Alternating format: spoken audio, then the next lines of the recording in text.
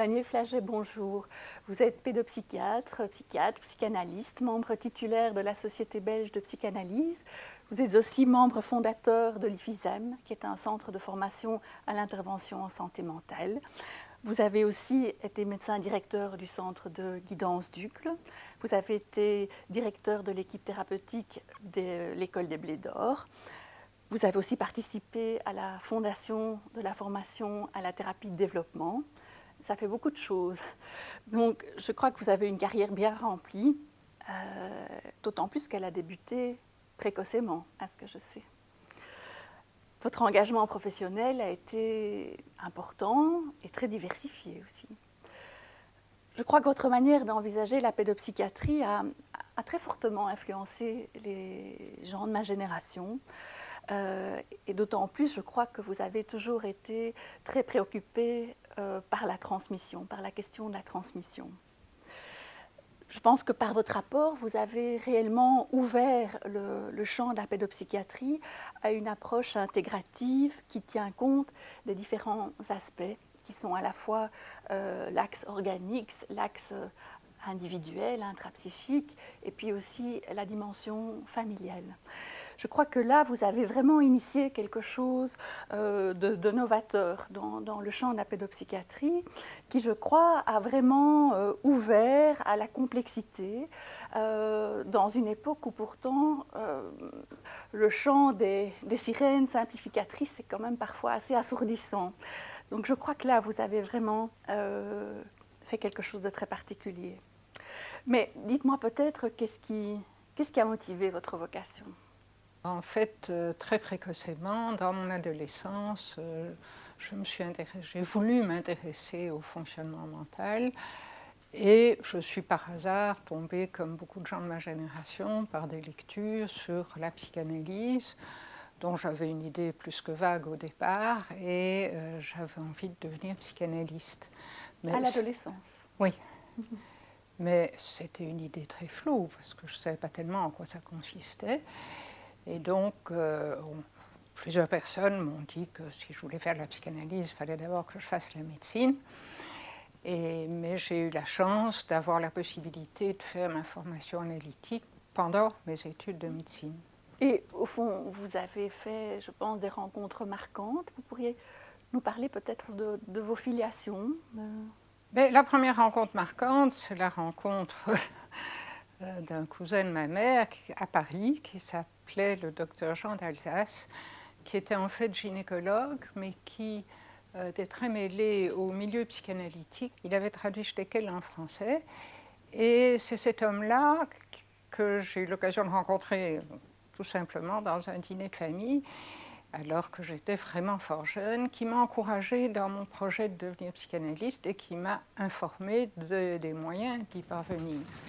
Donc c'était tout à fait déterminant. Dans la suite, j'ai eu l'occasion de rencontrer mon analyste, de faire une analyse. C'était Maurice Dugautier. Il y avait à ce moment-là 3 analystes à Bruxelles, monsieur et madame Le Chat et monsieur Dugautier. Et j'ai eu l'occasion de participer au séminaire du professeur André Ombredan, qui, à l'époque où j'étais en seconde candidature en médecine, est venu à Bruxelles organiser la licence en psychologie. Et le professeur Ombredan était un homme très savant. Il était neurologue, psychiatre, docteur en philosophie, docteur ès-lettres. Et il avait une rigueur intellectuelle et tout à fait remarquable. Et disons qu'avec un groupe très hétérogène qu'il réunissait pour parler d'un projet qui était lié au test projectif, il nous a vraiment appris une manière de raisonner avec rigueur dans le champ de la psychologie. Ça, c'est une chose. Mais alors, dans la suite, quand j'ai été dans le groupe des psychanalystes, dans le groupe bruxellois des psychanalystes, il y avait à l'époque quelques Parisiens qui avaient la bonté de venir de temps en temps à Bruxelles, faire des conférences et notamment Monsieur Lebovici et René Diatkin, qui sont venus de nombreuses fois à Bruxelles et qui, eux, étaient très centrés sur la psychanalyse d'enfants et qui ont dans la suite été mes maîtres parce que je les ai eus comme superviseurs et puis j'ai suivi beaucoup de séminaires à Paris avec eux. Et je crois que ce que j'ai pu faire en matière de, je dirais, de psychiatrie psychanalytique de l'enfant, je le dois essentiellement à eux. Alors pour ce qui est d'une formation psychiatrique plus basique, après mes études de médecine, j'ai été en stage à Strasbourg. Ce n'était pas du tout un choix personnel, c'est parce que mon mari, qui voulait faire de la neurochirurgie, était envoyé à Strasbourg. Et je suis tombée dans le service du professeur Kammerer, qui était un homme tout à fait remarquable. Et là, je dirais que j'ai fait mon apprentissage en psychiatrie générale. Et je lui dois beaucoup également pour les connaissances qu'il a pu me transmettre à ce moment-là. Et puis après ça, pourriez nous parler un petit peu de votre parcours professionnel? Mon parcours professionnel a été dicté par des considérations très platement matérielles. C'est-à-dire que comme je me suis mariée, j'ai eu très rapidement un premier enfant, donc je devais m'organiser pour garder cet enfant. À l'époque, il n'y avait pas de crèche convenable. J'avais un mari assistant en neurochirurgie, c'est-à-dire qu'il ne gagnait pas sa vie. Donc il était tout à fait exclu que je puisse accepter une place d'assistant universitaire à ce moment-là. Donc j'ai fait un petit peu de clientèle privée, ce que j'ai pu faire, parce que comme des psychanalystes, c'était une nouveauté à Bruxelles, il y a tout de même des confrères qui m'envoyaient de temps en temps des clients. Mais relativement rapidement, j'ai eu l'occasion d'avoir une place rémunérée cette fois-là à ce qui s'appelait à l'époque le dispensaire d'hygiène mentale et qui était en fait la première équipe pluridisciplinaire qui avait une consultation publique en pédopsychiatrie en Belgique. Et c'est là qu'est né votre attrait pour la psychopathologie de l'enfant? Et c'est là que j'ai été confrontée à la psychopathologie de l'enfant. Alors il faut dire que là, c'est encore une fois une question de circonstance. Comme j'étais très jeune, forcément, mes confrères n'étaient pas chauds pour m'envoyer des adultes, donc on m'envoyait des enfants.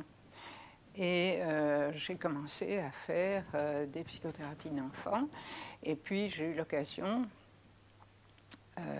d'entrer donc dans ce service qui était dirigé par Madame Jadot de Crolly, qui avait réuni une équipe avec une logopède, 2 logopèdes, une psychomotricienne, une assistante sociale psychiatrique, toute spécialité qui était tout à fait neuve à l'époque. Et là, j'ai été confrontée au tout venant d'une consultation de psychiatrie de l'enfant, où j'ai bien dû me rendre compte que la psychanalyse n'apportait pas du tout toutes les réponses, il y en apportait certaines, mais pas du tout toutes les réponses au cas qui m'était présenté, évidemment, et où il y avait de tout.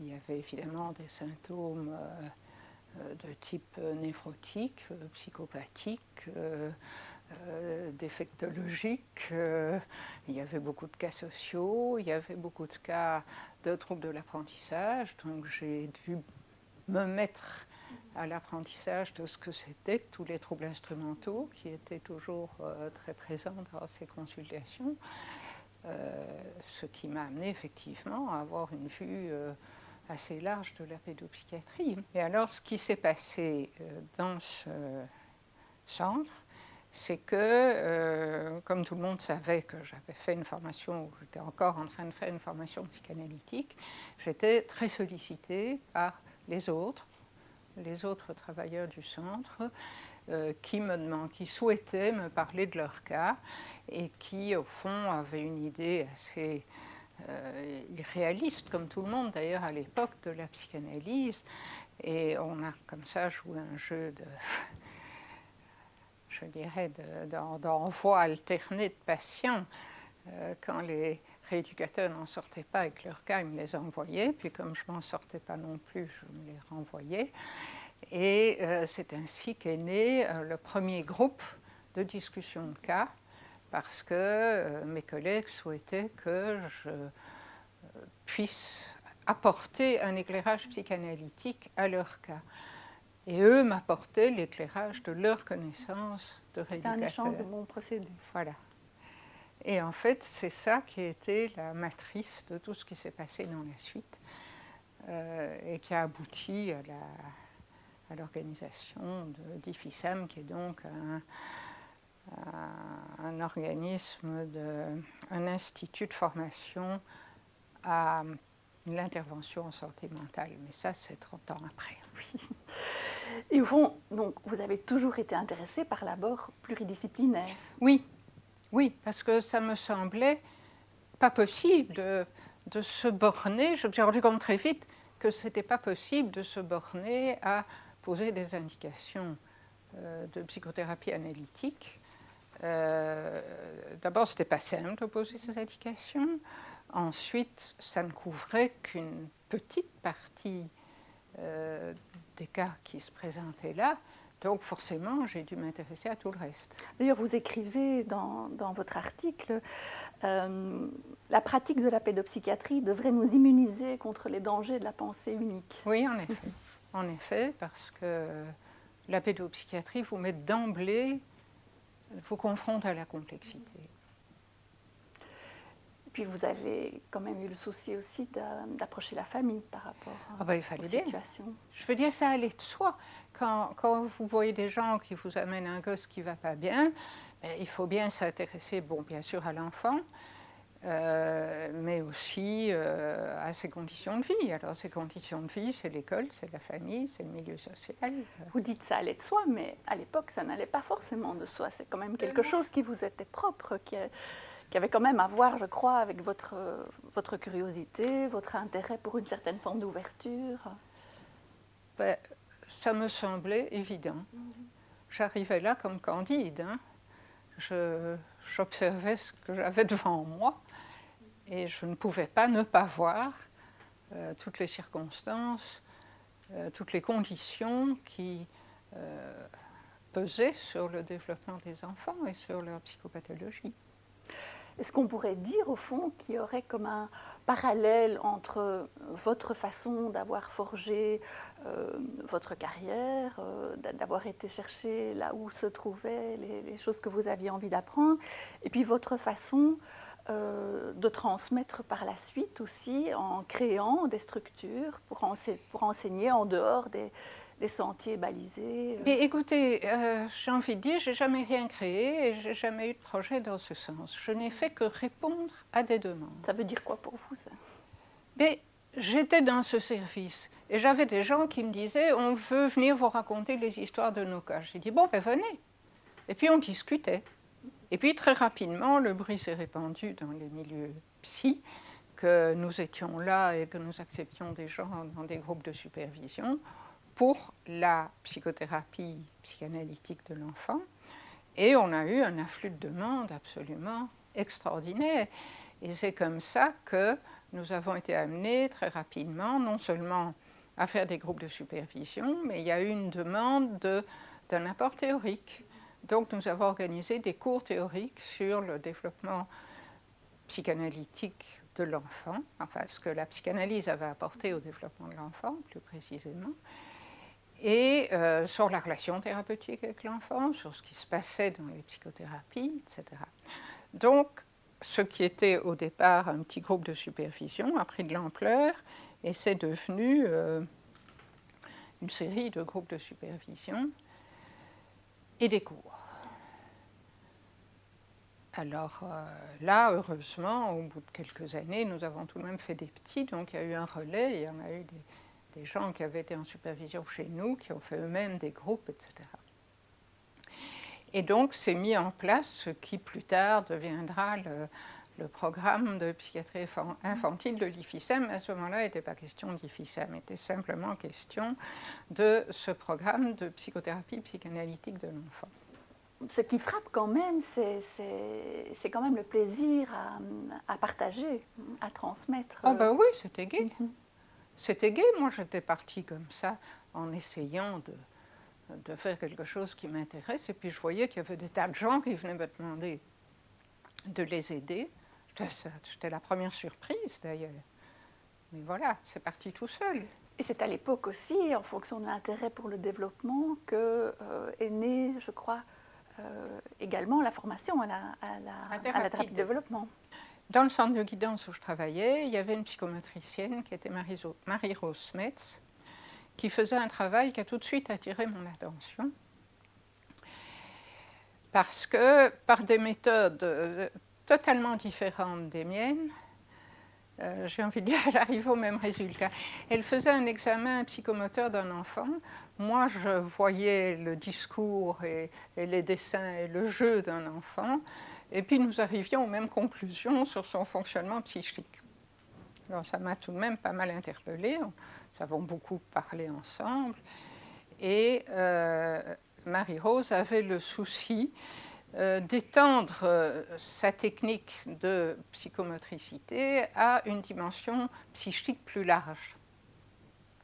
Et d'autre part, je me rendais compte que pour beaucoup de cas, l'abord psychomoteur était plus intéressant qu'un abord psychothérapeutique direct où on sollicitait la production imaginaire de l'enfant et son discours. Et c'est ainsi qu'est né ce que Marie-Rose Smets a appelé la thérapie de développement.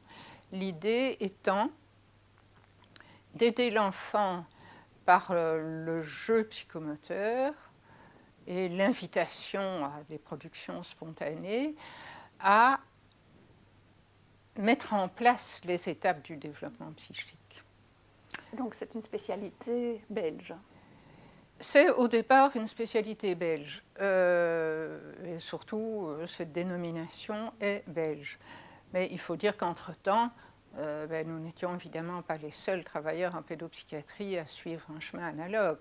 C'est-à-dire qu'il y a eu d'autres gens qui ont fait la même chose en appelant ça autrement, avec des nuances diverses. Pour finir, tout ça s'est révélé moins original qu'on pourrait le croire. Et je crois qu'il y a pas mal de psychanalystes, notamment en France, qui ont fait évoluer leur méthode dans ce sens-là également.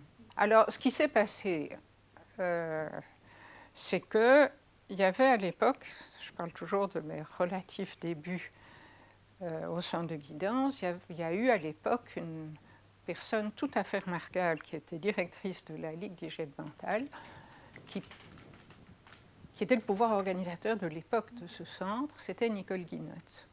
Et je dois dire que tout ce qui est devenu dans la suite IFISAM, on le doit à son activité.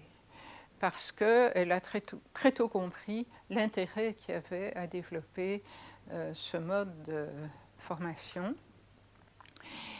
Et un jour, je lui ai dit, écoute, il y a quelqu'un de tout à fait génial dans le service, c'est Marie-Rose Smets. L'ennui, c'est qu'elle ne forme personne.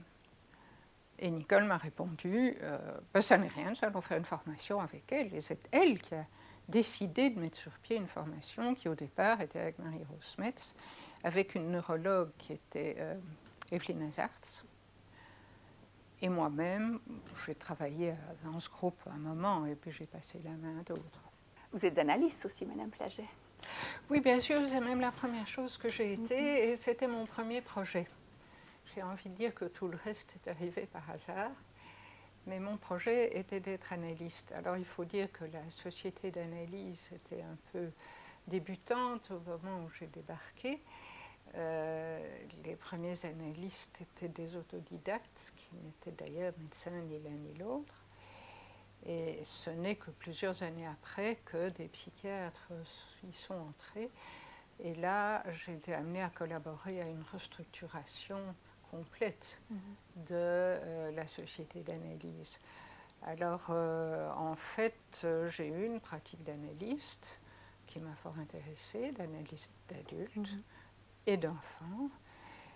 Et puis, j'ai éprouvé le besoin tout de même de remettre en cause certains aspects théoriques de la psychanalyse de l'époque, notamment de repenser l'aspect génétique qui était très prégnant à ce moment-là. Et j'ai été amenée aussi très tôt à m'occuper des aspects psychanalytiques du fonctionnement intellectuel. Et c'est d'ailleurs à ce sujet que j'ai écrit un rapport pour les psychanalystes de Langroman de 1971 qui s'appelait « Point de vue psychanalytique sur l'inhibition intellectuelle ». Après ça, j'ai encore écrit divers articles sur des points de théorie analytique, mais je ne vais pas détailler ça ici, ce serait trop long. Alors là, vous nous avez parlé de votre abord qui tient compte du développement de l'enfant, de votre abord plus psychanalytique de l'enfant, et puis il y a eu votre intérêt pour les familles. Oui, ça c'est venu... oui, l'intérêt pour les familles, il était là au départ. Ce qui est venu plus tard, c'est la décision que j'ai prise d'aller voir Sigirch, qui lui avait développé un travail de familialiste dans l'esprit systémique pour voir ce qu'il y avait moyen de faire et le type de technique qu'il utilisait. Et le fait est que ça a été extrêmement utile parce que, bien que j'ai toujours travaillé avec les familles, là, disons que j'ai pu le faire de façon peut-être plus rigoureuse et avec des techniques plus payantes que ce que j'avais, je dirais, inventé toute seule en quelque sorte jusque-là. Mais je voudrais peut-être revenir à un autre aspect des choses. C'est au fait d'avoir pris en supervision des gens qui étaient des gens de terrain pour faire de la psychothérapie psychanalytique. Alors il faut vous dire que ça, c'était quelque chose qui était hautement réprouvé par les Parisiens de l'Institut de psychanalyse de Paris. Pourquoi nous avons, je dis nous, parce que nous étions tout de même plusieurs, continué à travailler dans ce sens, c'est que nous nous sommes rendus compte d'une chose, c'est qu'en partant de supervision de cas de psychothérapie de l'enfant, nous avions l'occasion, parce que tous les formateurs étaient analystes, nous avions l'occasion de mettre en évidence des mécanismes psychiques qui, immanquablement, sollicitaient des réflexions de nos supervisés sur leur propre fonctionnement. Et ce qui est intéressant, c'est que c'était une porte d'entrée pour la formation psychanalytique. Et que d'ailleurs, tous nos premiers supervisés sont entrés dans la suite à la Société de psychanalyse. Mais je pense que il est apparu que c'était une porte d'entrée tout à fait intéressante par rapport à la pensée analytique qui sollicitait la curiosité de nos élèves à travers les supervisions. Mais introduire les familles, ce n'était pas très bien vu non plus. Mais on voyait les familles. Mais d'ailleurs, ce qui a été frappant aussi, c'est qu'à partir du moment où j'ai fait cette formation de thérapie familiale systémique chez Sigirch, je crois que j'ai intégré cette pratique dans ma pratique de pédopsychiatrie, sans oublier du tout le reste, c'était une dimension parmi d'autres, et que ce que j'ai pu transmettre à ce moment-là aux gens qui venaient en supervision chez moi, pas du tout de façon délibérée, mais c'est eux qui ont compris l'intérêt de cet abord. Et ce qui est assez amusant, c'est que j'ai une série comme ça d'élèves qui sont restés des années chez moi, qui ont commencé par faire une formation analytique, puis qui ont été faire une formation systémique. Je n'aurais jamais rien conseillé.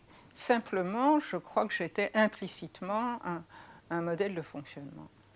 Je crois que les pédopsychiatres de ma génération ont été baignés dans cette intégration de ces dimensions que vous avez quand même initiées. Et ce n'est, je crois, parfois que quelques années plus tard qu'on se rend compte qu'il y avait cette particularité de ce moment, au fond, qui permettait cette intégration quand on se rencontrait avec d'autres collègues, éventuellement français ou d'autres pays, où c'était quand même beaucoup plus cloisonné. Oui, sûrement.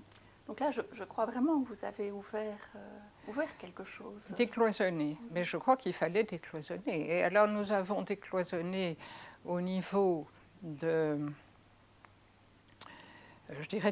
ces groupes de supervision, c'est qu'à un moment donné, nous nous sommes rendus compte, en fait, c'est surtout moi qui me suis rendu compte et qui ai secoué mes collègues pour leur dire, écoutez, de plus en plus, nous avons des gens qui viennent d'un peu partout et qui n'ont pas, comme nos premiers supervisés, une équipe qui est habituée à travailler d'une façon raisonnée sur toutes les dimensions de leur cas.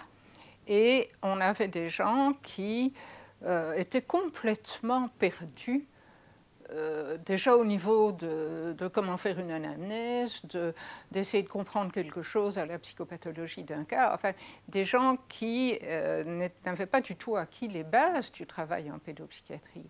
Alors nous nous sommes dit que si nous voulions continuer à accepter des gens qui venaient de services très divers, avec un encadrement souvent nul, il fallait que nous fassions autre chose que ce que nous faisions. C'est-à-dire que nous ne pouvions plus continuer à faire des supervisions de psychothérapie analytique.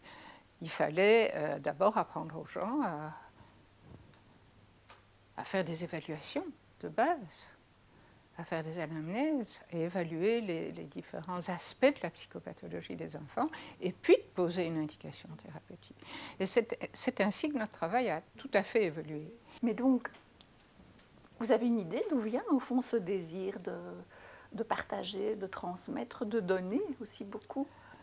Écoutez, les gens venaient me demander. J'étais très flattée qu'on me demande. C'est venu tout seul. Et maintenant, au fond, a posteriori, qu'est-ce que vous aimeriez avoir transmis? Et je suis très heureuse quand vous me dites qu'il y a toute une génération de pédopsychiatres qui ont appris à gérer la complexité. Parce que c'est peut-être ça qui était le plus difficile à transmettre. Encore que, avec, j'ai envie de dire, avec ce que j'appelle, faute d'un meilleur terme, mes élèves, j'ai l'impression que ça coulait de source. Et je suis toujours très étonnée de voir qu'il y a encore des gens qui, dans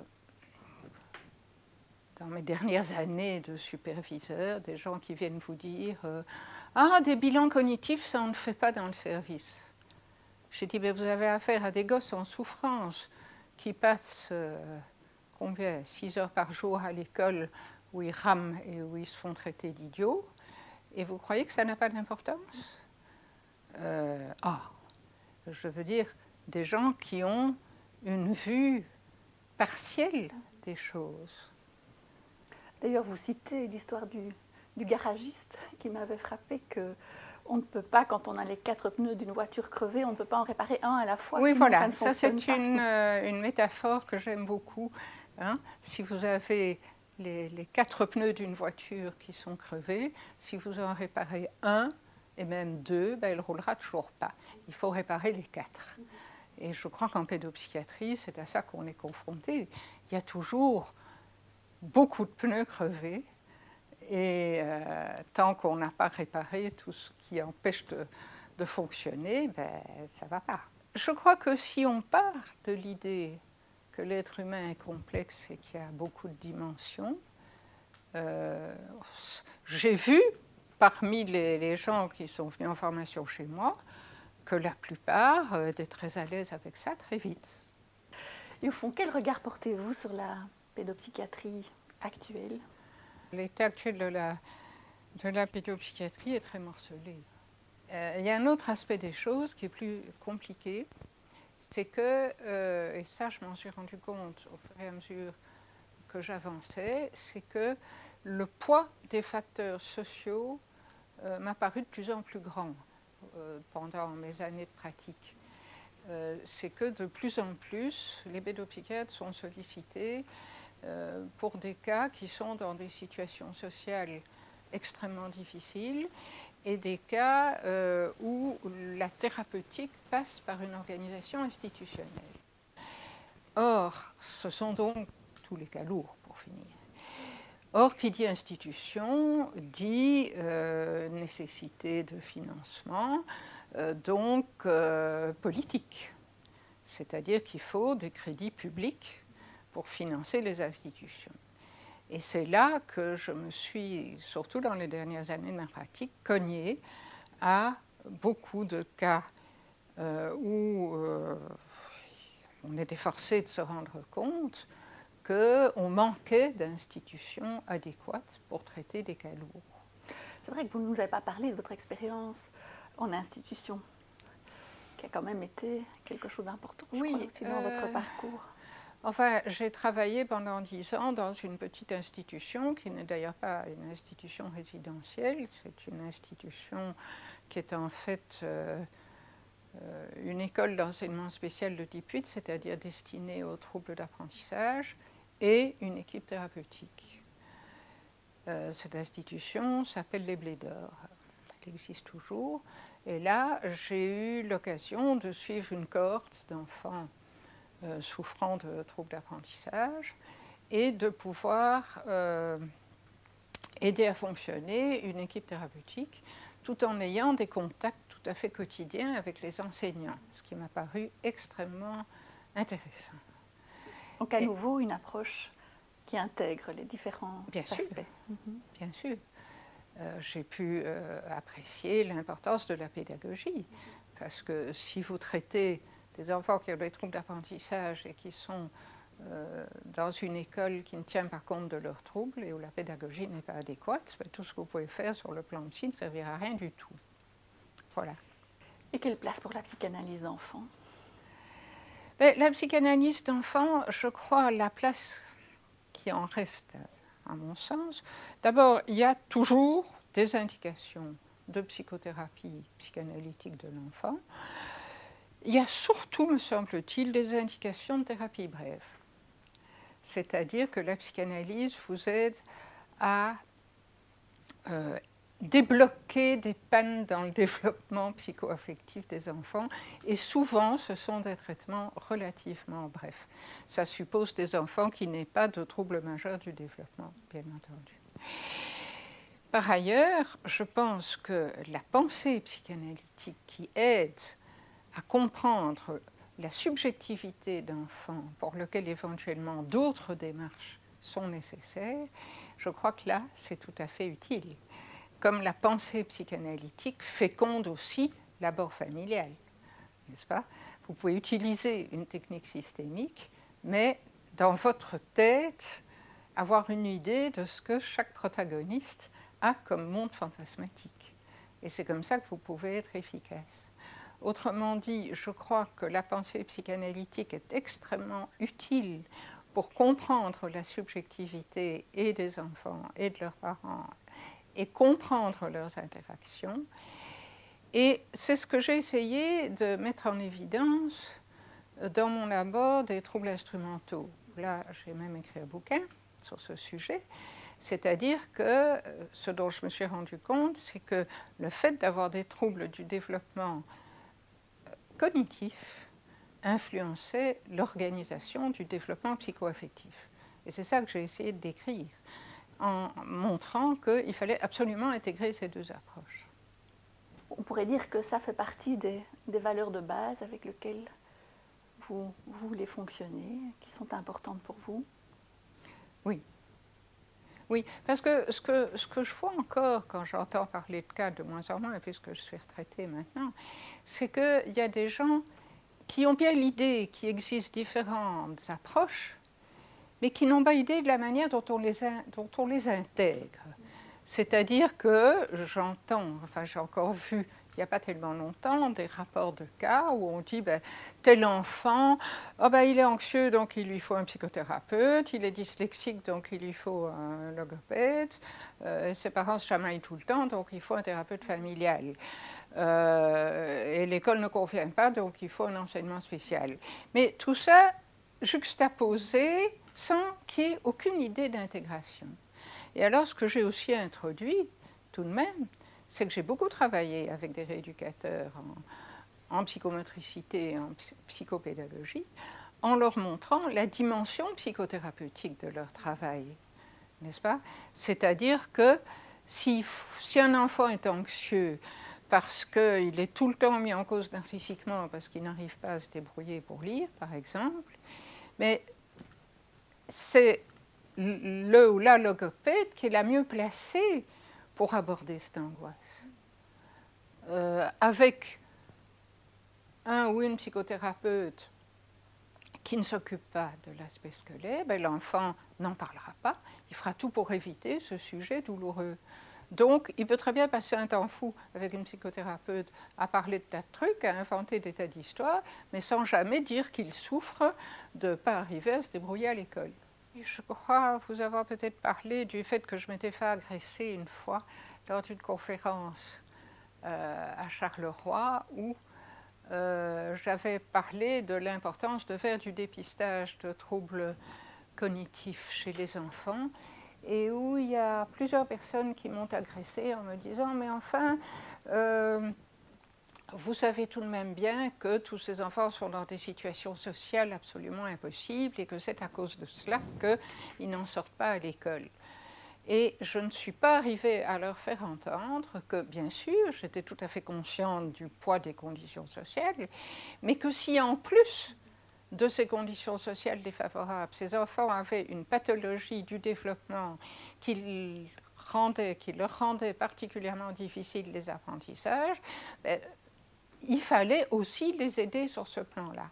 Et ça ne passait pas, parce que je pense qu'il y avait le poids de l'idéologie. Là, c'était le poids de l'idéologie origine sociale de tous les troubles psychopathologie. Dans d'autres milieux, vous avez une idéologie pseudo-psychanalytique où tous les troubles sont liés à des troubles affectifs et à des mauvaises relations précoces. Ce qui est tout aussi faux. Ou purement neurologique. Ou purement neurologique. Mais oui, mais ça, chaque fois qu'on veut tout expliquer par un seul facteur, on se gourre. Parce que c'est toujours une combinaison de plusieurs facteurs. Il est évident qu'un enfant qui a des troubles du développement cognitif ira encore plus mal dans un milieu socialement défavorisé. Voilà. Et ira encore plus mal dans une famille où tout le monde s'engueule, où on ne s'occupe pas de lui, bien entendu. Donc les maîtres mots, ce serait ne pas éluder la complexité et l'intégration. Et l'intégration, oui, des différents domaines. Et à l'heure actuelle, quel regard portez-vous sur votre parcours, sur ce que vous avez construit? Mais écoutez, quand je vous entends dire que toute votre génération a été influencée par ma manière de voir la pédopsychiatrie, je suis extrêmement flattée et satisfaite. L'ennui, c'est qu'il y a d'autres gens qui n'auront pas du tout intégré ça, et que je crois que la pratique en pédopsychiatrie est très diverse, qu'il y a des lieux où on travaille très très bien, et puis qu'il y a des lieux où on travaille vraiment en dépit du bon sens. Et là, et puis, comme je vous le disais, il y a une carence aussi au niveau institutionnel, c'est-à-dire au niveau de cadre de vie adéquat pour pouvoir traiter des cas lourds. Alors, il y a des choses qui se font, hein. Par rapport à mes débuts, c'est extraordinaire, tout ce qui existe maintenant et qui n'existait pas alors. L'ennui, c'est que je ne sais pas s'il y a de plus en plus d'enfants en souffrance, mais en tout cas, il y en a plus que de ressources thérapeutiques pour les traiter. Eh bien, il me reste à vous remercier beaucoup pour cet entretien, Madame Flagey. Eh bien, je te remercie de m'avoir donné l'occasion de parler de ma carrière.